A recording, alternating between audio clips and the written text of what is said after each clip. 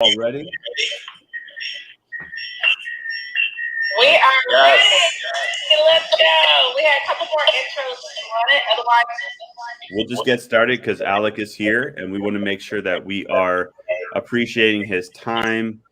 This is really incredible, and it's so great that we have our founder story now as the co-founder story.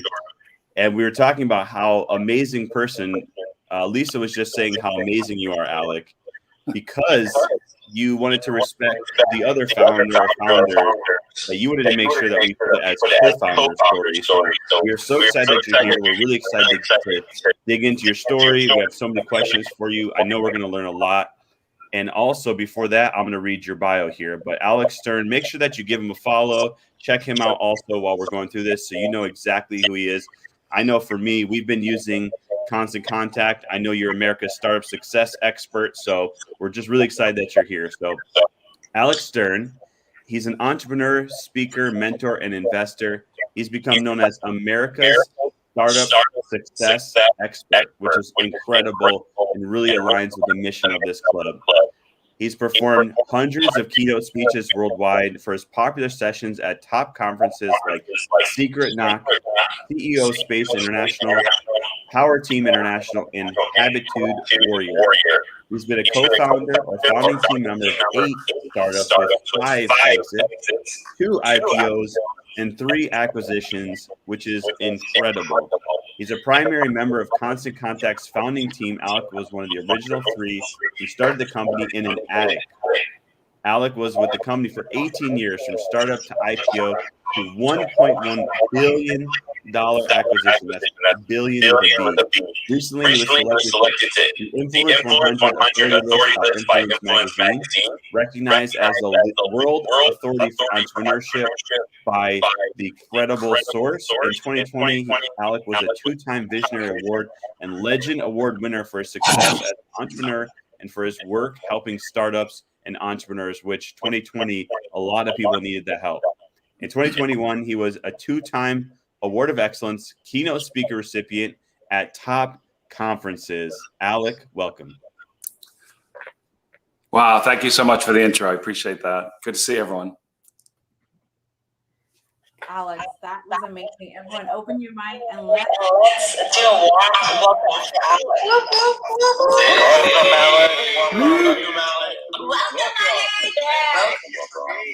Welcome. And by the way, everyone, we are live on LinkedIn, Instagram, Facebook, so you are seeing us live here. So, Alex, what an amazing how does that feel? So to be that to you. Yeah, it feels, I'm going to be really honest with you, it feels uncomfortable because I'm not one to run around and pat myself on the back. And, you know, I guess I got to get used to when others do it. So, but I do appreciate it. Yeah, so we're so honored having you here, Alex. Where did you grow up? Yeah, so my mom was from Boston, my dad was from New York, and we were living in Connecticut at the time, but my mom came back up to Boston to have me. So I think I lived in Boston for 5 days, got my birth certificate, and went back to Connecticut. So I'm one of the shortest residents of Boston, probably. And so I grew up in Connecticut, then New Jersey, and after college at Syracuse, since age 8, said I'm going to move to Boston one day. And right after college, I came back to Boston. I've been here ever since. Wow. And what kind of kid are you in high school? So kid in high school, huh? Yeah, so I was you know, you always had the split between the jocks, you know, the athletes, and, you know, the cool kids. So I kind of teetered both. So I would hang with both groups, but I was an athlete, you know, playing a variety of sports, and that was my main focus. And the school work was secondary to that and socializing. Wow. Now, if you could share, what was your journey like to get where you are?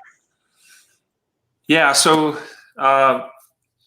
it's an interesting journey. But when I was in college, I did a case study on a company called Prime Computer in a marketing class. I'm like, wow, this is a pretty cool company. I'd love to work for them one day.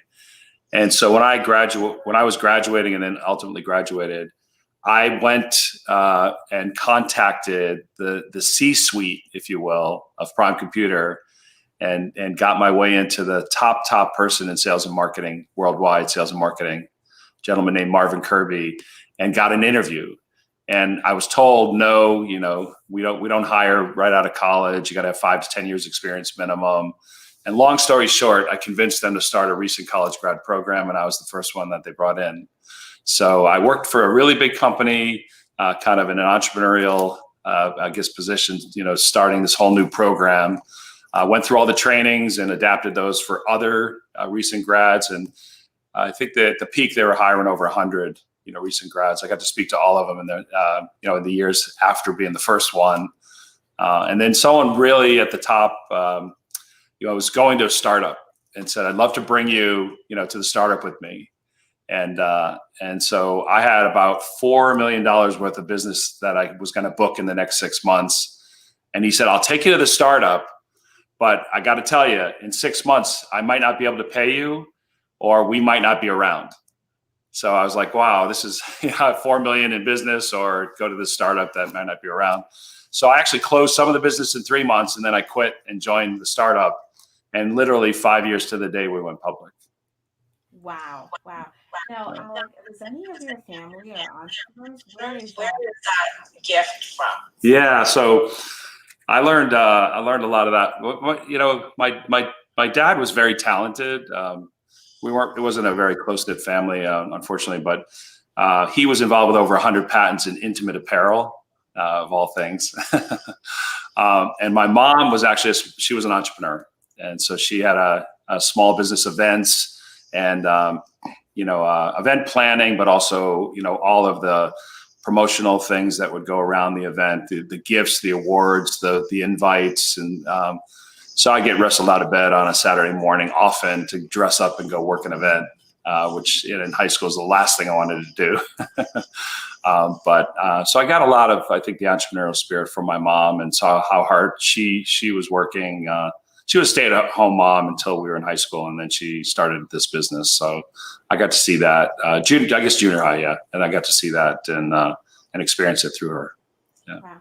What is it about being an entrepreneur that excites you the most? Or does that excite you?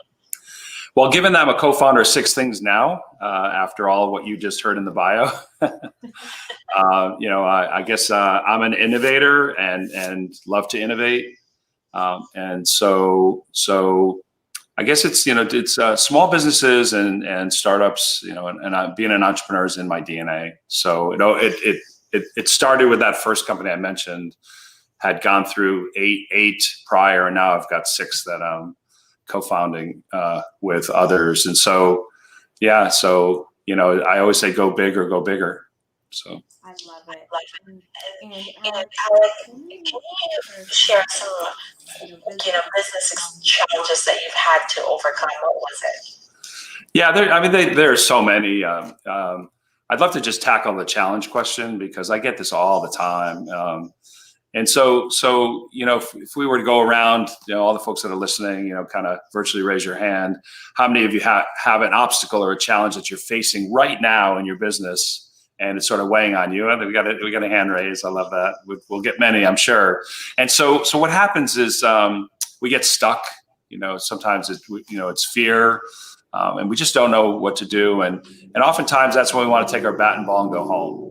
And so you've got to learn. You really honestly have to learn how to knock down that obstacle. And we're not the first ones that have experienced it. We always think we're the only one. We're the first one. Well, there've been a lot of people before. So go seek counsel from folks that have knocked it down successfully, or failed at knocking it down, or broken into smaller pieces to have some small wins to knock it down. And so I used to be that person, and maybe others as well, where you'd walk in, you'd write on the first line of a piece of paper the obstacle, put a little box next to it, and hope you checked it at the end of the day. And you never do, and you're just staring at this thing for a few days, and it weighs on you. But you've got to figure out how to knock it down, develop that muscle memory, because the one behind it's bigger. So as you plateau and you start moving up in business, and these obstacles get bigger and heavier and way more, and so you've got to find a way to knock them down, and that's how you're going to advance. And so the obstacles come in every shape and form. And one of the companies that I just remember, we had someone on the accounting side, not formally CFO, come and tell us, we're not going to be able to make payroll next week. These things just hit. And so I look at everything and I find laughter. I have to have laughter in the mix. So I'll find humor in everything that comes our way. Like, we're not going to be able to make payroll. That is the funniest thing ever. And start laughing. We get everyone laughing because the endorphins will, at least get your energy up. And then you work to solve it. And, every time we had one that hit, we figured out a solution. And some of them were, potentially company ending or product ending or whatever. I mean, these things can be big, but you find a way to, seek that counsel and quickly and solve it. So I had many in all shapes and sizes, and continue to have them as I learned of two today. So, yeah. Thank you for sharing, Alec. Now, knowing what you know now, what would you do differently? Exited several companies. That's just an amazing bio. Yeah, so I just want to clarify, and Danielle, I appreciate you saying this, that changing the room name for me for Co-Founder Story. So the old African proverb, if you want to go fast, go alone. If you want to go far, go with others or together. And so I've never done anything alone, and I've met as of late, some great solopreneurs that have been really successful in building something on their own. And I admire that. I just have never done it. And I've always found what lane I'm good at, staying in my lane and bringing other people in other lanes that would complement, help in other areas to advance. And so there's not a single thing that I've done where I could sit here and say there's no I in this story for me. And amazing co-founders, amazing extension of that into founding team, amazing, C-suite management team, and of course all the employees that followed in every instance, and so this just goes beyond constant contact, but all the companies, and so in terms of doing things differently, I would say initially I didn't learn initially to stay in my lane, and so I would just say, oh, we got to build a website. I'd be one of those, like, let me go learn the tool and let me go build the website. It'll be a 1.0, but we'll get it out there. And that could take, say, 20 hours. If my time was worth $100 an hour, that's $2,000 of effort. But what's the opportunity cost of not doing what's in my lane that I'm really good at, that I could probably crank out, $4,000 worth of effort, whatever that may be in terms of the time, doing it faster or saving money, but also increasing, revenue or whatever it is, where that's in my lane. And so it's just so much easier to find someone who's an expert in that area. And it could be a VA, it could be an intern, it could be someone who's, schooled in that area, a fractional person, like a fractional web developer. Doesn't necessarily have to be someone that you've hired on full time, but you can always find somebody, and they're going to take less than 20 hours, and it'll probably cost you less for them to do it, and they're going to do it right the first time. And so I think for me, the biggest learning and which I've carried forward now is to just stay in my lane. And I just, we go around the room and do the virtual show of hands. We're all working on stuff that's not in our lane, and think about how you can change that. And so I remember when I first graduated college, I didn't have anything, and I had to borrow money to buy a few suits, to go to work. I had to borrow a car for a couple of weeks, until I could figure out a solution for the car. And so, the first thing I did was hire a maid. And because I had two roommates that were slobs, and I was spending all the time, cleaning up after them to just, tidy up the place, 3-bedroom, typical kind of right out of college scenario. And both of them, one was in grad school and one was a senior in college, and I had just graduated. And everyone's like, "What did you hire a maid for? That's crazy." I'm like, for the $100 or whatever it was for 4 hours work, I could do a lot more in those 4 hours. And so I sort of put this into practice, kind of early on in my life, not realizing that, wow, I could do that in business too. And so that's probably my biggest takeaway. Wow, thank you for sharing that. Because a lot of entrepreneurs, they need to control everything. They have to do it because no one can do it better than them. But the reality is, you can only reach, you can only reach the two ends, right? What's that mentality? Yeah. So I mean, I was my own entrepreneur I think I started at age 8, doing stuff in the neighborhood. And, it was, we were provided for, and, but if there's something you really wanted or something that was special, like, go make the money and get it yourself. So I started, working the neighborhood with shoveling snow and cutting lawns and detailing cars and being kind of a handyman to help during the day if people needed stuff, especially in the summertime. And then I started hiring some of the other kids in the neighborhood to work with me because I got too many jobs and I couldn't get them all done. So they'd shovel the walkways while I'd shovel the driveway. And then I actually convinced a neighbor, they owned a dairy farm, and there was a younger guy that would always come and plow their driveway. And I said, hey, I'll if you could just do one sweep down the driveway, we'll clean it up, but I'll give you money for it. And so I now found a plow guy that was going to do 10 driveways in like 10 minutes. And Wow, and sounds like I'm the king of delegating, Alec. and then I gave him 10. I started with $20 and he went down to 10 because he's like, oh, because I'm like, I got to pay these other kids. Like, I got nothing left for me. So anyway, it just was really funny until the owner of the dairy farm, the neighbor, found out that he was doing this for me. And he was like, I applaud you for not coming to me because I would have said no, and going to the worker and getting him to do it. I applaud that, but we got to stop it now. Wow, that's amazing. As early as 8 years old, and you're delegating and outsourcing job. That's amazing.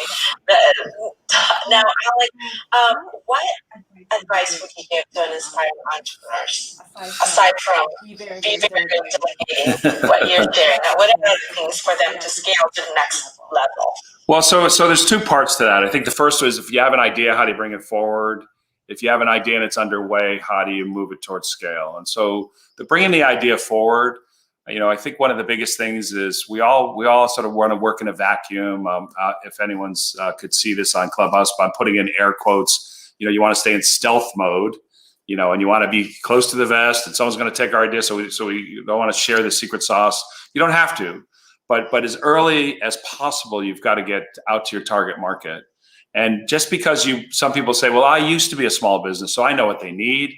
Yeah, but what they need today and what they're going to need tomorrow is going to be different. So you've got to get out as early as possible and as often as possible to get in front of your target market with your idea.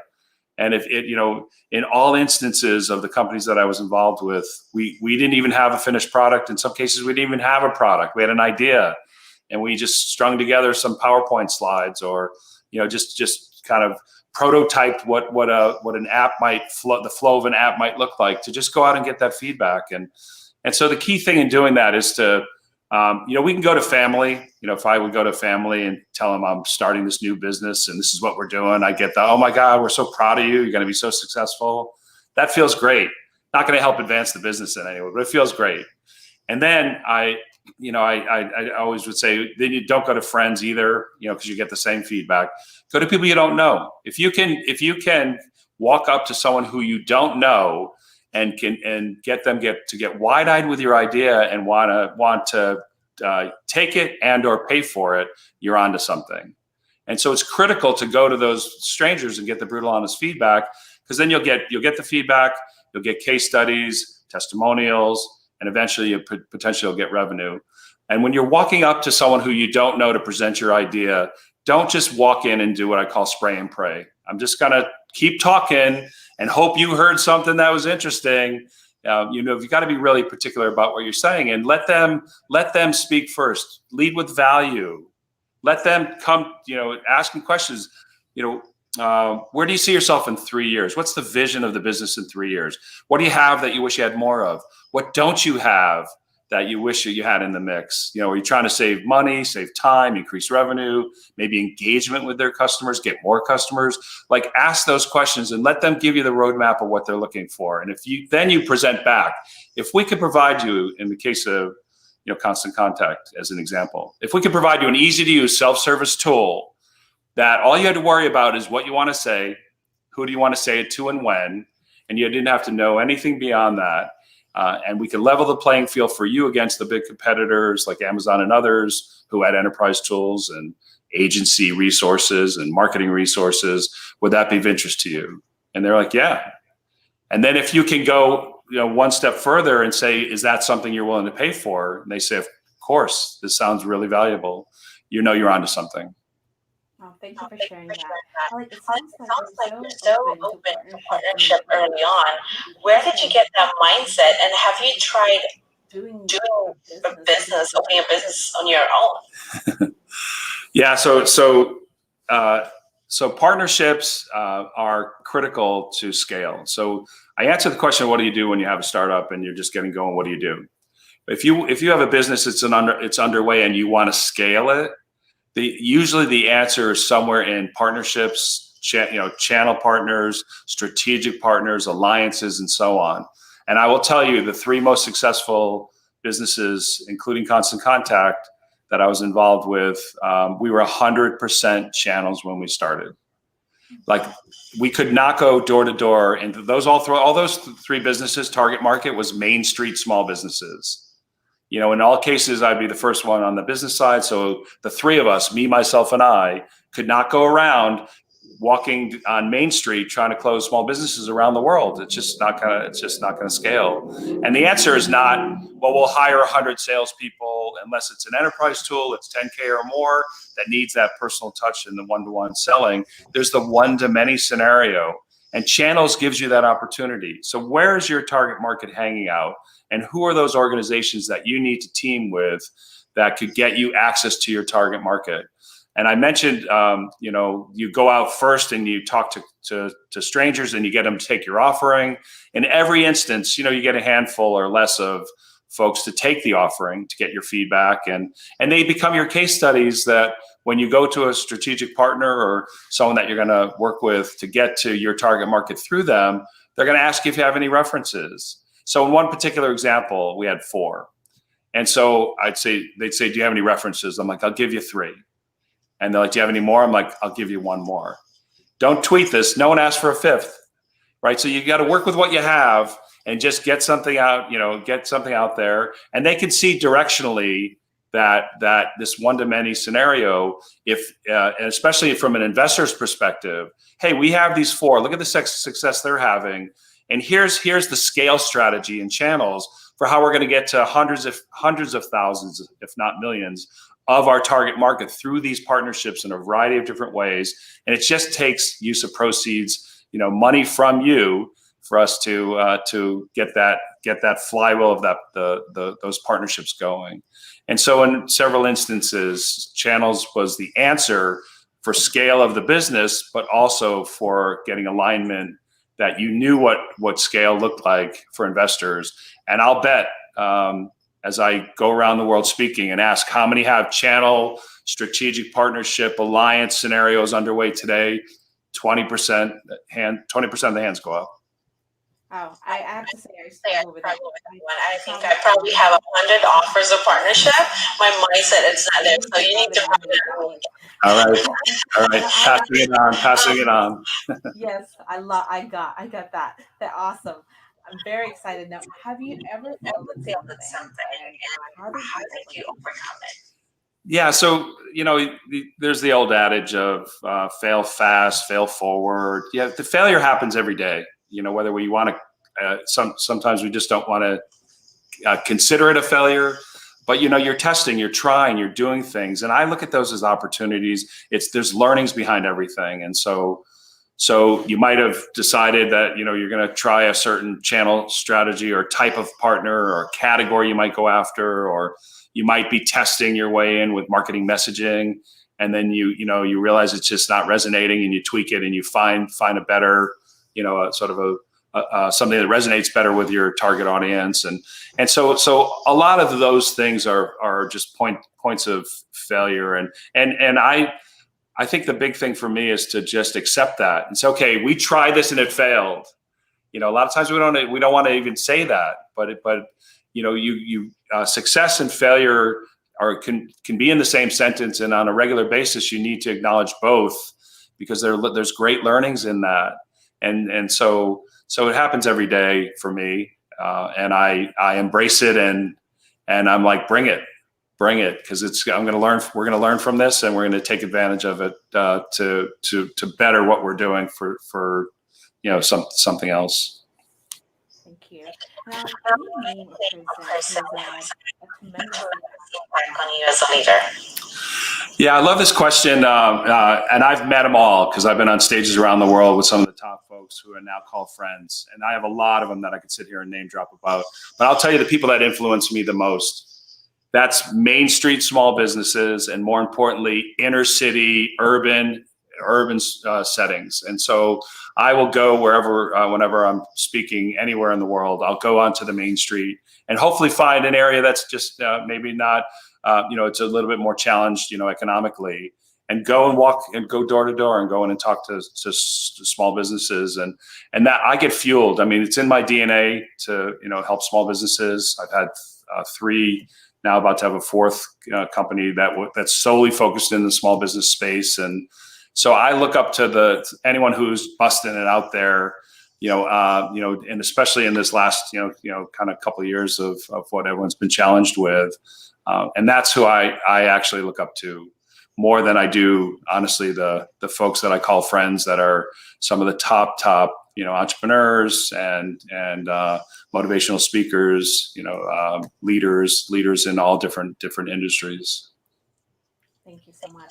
Now, how did you guys come up with the company name Constant Contact? Please give us a little bit of a backstory about the name of the company. Yeah, so we had another company that was a consulting company that the original technical founder had a consulting business that we were sort of used initially. And honestly, it was just used in like everyone thinks, well, did you spend $1 million on, like a naming exercise with an agency? And it was used in a sentence. We want our customers to stay in constant contact with their customers. And it was like constant contact. Wow.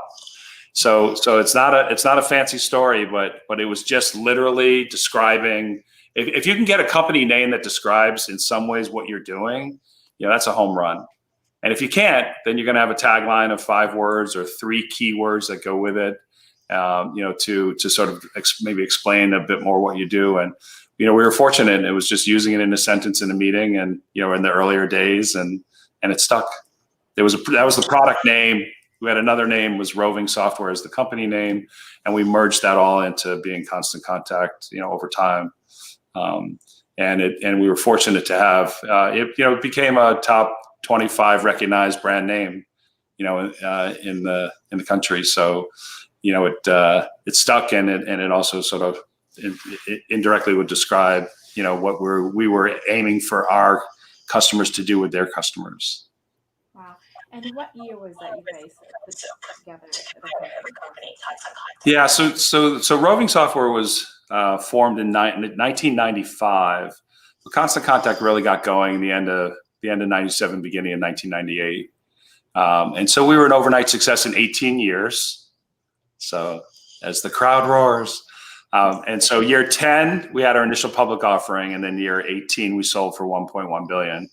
And when we sold, we had 1,500 amazing employees. We had an incredible management team. We had great investors. We had a great board. We had over 8,000 channel partners. We had over 750,000 paying customers, an average customer paying about $42 a month. So we were at about 450 million in annual revenue. So that group was the success that led to, or that group led to the success that the company had. Yeah, I'm actually one of that customers. I use it for my spa business here in California. Now, Alec, I have one last question before I'm head out to Dan. How do you remember? Wow. Well, so it's I won't digress too far on this, but I'm coming up on 3 years of actually having a routine surgery go awry, dying on an operating table, and being brought back. And so and she up there wanted me to stick around, is what I like to say. But I just had a sort of the wake up call of that scenario just made me realize even more so that I'm here in a lot of ways to pay it forward. I always remember for a lot of years going to conferences and and hearing a speaker and saying, wow, I'd love to just shake their hand or just thank them or tell them something that resonated with me, or I think we could work together and I would love to just talk offline. And, they get up on stage and they speak, and, they usually have their handlers, or it gets whisked away, or just jump in a limo and leave. And I said, boy, if anyone ever asked me to keynote an event, I'm going to be the first one to arrive. I'm going to sit in that room the whole conference and be the last one to leave, and which I do, and I've been recognized for. But there's a pay it forward, and for all of us, and so I just doubled down. I doubled down on that, and I guess if for anyone to look back and say, well, he really gave a lot of himself to help to raise the water level of startups, entrepreneurs, and small businesses, and that to me is that's the most one of the most important things, especially again in inner city. Call it urban innovation. And I've been recognized for being on task forces in the city of Boston for helping bring innovation and all of that to those neighborhoods, as opposed to setting things up and hope they're going to come, because you got to bring it to them. And so those are the things that make me proud. Alex, what an honor getting a chance to know you. I'm going to hand it out to Daniel. Daniel, let's take some questions from the audience. Yes, thank you very much. So here is where we usually end the live. So I just want to let you know, Alec, we're actually going to end the live now here. We're going to keep you in the clubhouse room, though, of course. All right. But I'm going to end the live right now. So don't worry if you need to leave, totally understand, and just stay on the phone. But it's been great seeing you. All right. I think everyone liked seeing you. Got a lot of messages that it was great to see you. And now we're just going to go straight to Clubhouse. But